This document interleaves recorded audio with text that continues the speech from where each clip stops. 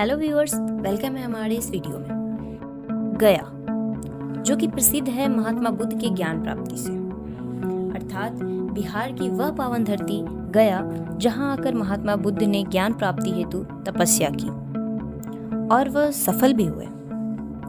आज पूरे गया में अनेकों बौद्ध मंदिर स्थापित हैं। तो चलिए आज उन सारे मंदिरों के बारे में कुछ फैक्ट्स को जानते हैं। सबसे पहला मंदिर जिसमें महात्मा बुद्ध की विशाल प्रतिमा है, जिसमें उन्हें ध्यान अवस्था में दर्शाया गया है। यह विशाल प्रतिमा 80 फीट लंबी है। महात्मा बुद्ध की प्रतिमा के दोनों तरफ उनके 10 सबसे प्रिय शिष्यों को दिखाया गया है और इन्हीं में उनके पुत्र राहुल भी हैं। इस मंदिर के पश्चात कुछ ही दूरी पर अगला मंदिर मिलेगा जिसे कर्मा मंदिर के नाम से जाना जाता है। इस मंदिर में भगवान बुद्ध के जीवन को पेंटिंग के द्वारा दिखाया गया है। पूरे कर्मा मंदिर में महात्मा बुद्ध के जीवन के सारे दृश्यों को चित्र के माध्यम से भली भांति समझाने का प्रयास किया गया है। इस पेंटिंग में महात्मा बुद्ध के जन्म से लेकर ज्ञान प्राप्ति तक के सफर को बहुत अच्छी तरीके से दर्शाया गया है। अगर आप उस पेंटिंग को देखेंगे तो एक बार में ही समझ जाएंगे कि महात्मा बुद्ध के सारे जीवन काल की कथा को 4 दीवारी की पेंटिंग पर दर्शाया गया है। इसमें दिखाया गया है कि कैसे वे बाल्यावस्था से वयस्क हुए और उनकी शादी यशोधरा से हुई। फिर उन्हें एक संतान की प्राप्ति हुई जिनका नाम राहुल था।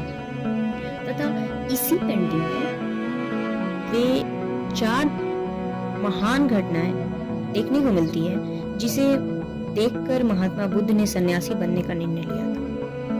और वे महान घटनाएं हैं, पहला उन्होंने वृद्ध व्यक्ति को देखा, दूसरा बीमार व्यक्ति को देखा, तीसरा मृत व्यक्ति को देखा और चौथा प्रसन्न सन्यासी को देखा। तो यही सारे महान घटनाएं को देखकर उन्होंने सोचा कि सबसे प्रसन्न तो सन्यासी है, इसीलिए सन्यासी बन जाना चाहिए। इसके पश्चात कुछ ही दूरी पर हमें अगला मंदिर दिखेगा जो थाई मंदिर के नाम से जाना जाता है।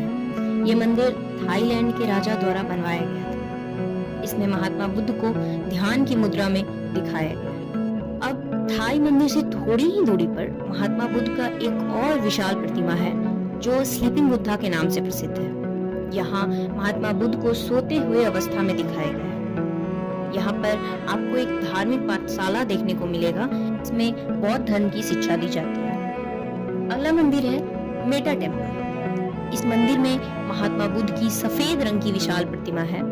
इस प्रतिमा में महात्मा बुद्ध को आशीर्वाद देते हुए दिखाया गया है। इसके बाद अब अगला मंदिर वो है जिसके लिए बोध गया प्रसिद्ध है।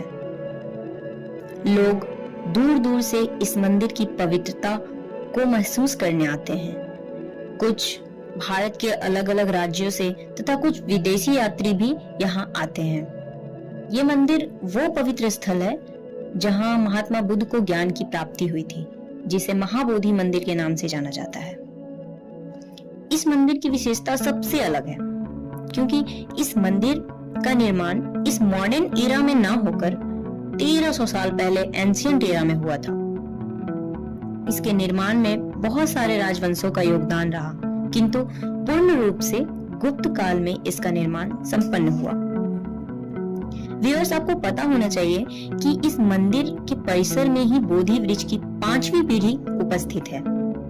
बोधि वृक्ष पीपल का वही वृक्ष है जिसके नीचे महात्मा बुद्ध को ज्ञान की प्राप्ति हुई थी। इस मंदिर के परिसर में अशोक स्तंभ भी है। अफसोस वो टूटा हुआ है, जिसका आधा हिस्सा कोलकाता के म्यूजियम में रखा हुआ है। इस स्तंभ की कुल लंबाई 100 फीट थी, लेकिन बख्तियार खिलजी के द्वारा तोड़े जाने के बाद यह केवल 15 फीट का बस रह गया है। इस मंदिर के परिसर में महात्मा बुद्ध ने ज्ञान प्राप्ति के बाद 7 सप्ताह व्यतीत किए थे और उन्हीं के याद में उस मंदिर में अलग अलग छोटे छोटे मंदिरों का निर्माण कराया गया है, जहां वो अलग अलग सप्ताह में अपने दिन व्यतीत किए थे। व्यूअर्स, बोध गया के बारे में एक और अमेजिंग फैक्ट जानते हैं। बोध गया में ही जहां पर महाबोधि मंदिर है, उसी के पास आपको श्री जगन्नाथ मंदिर मिलेगा, जो देखने में अत्यंत सुंदर तथा पावन लगता है। इस मंदिर में भगवान कृष्ण के साथ साथ उनके बड़े भाई बलराम तथा उनकी बहन सुभद्रा की मूर्ति स्थापित की गई है, जो देखने में अत्यंत मोहक लगता है। पूरे बोध गया में म्यांमार, भूटान, थाईलैंड, बांग्लादेश, चीन तथा जापान के मोनेस्ट्री यानी मठ स्थापित हैं। तो चलिए, इतने सारे मंदिरों को देखने के बाद और जानने के बाद आपका भी मन कर रहा होगा जाने का, तो जाइए और सारे मंदिरों के शांतिमय वातावरण तथा पवित्रता को महसूस करिए। इस वीडियो में बस इतना ही, मिलते हैं नेक्स्ट वीडियो में।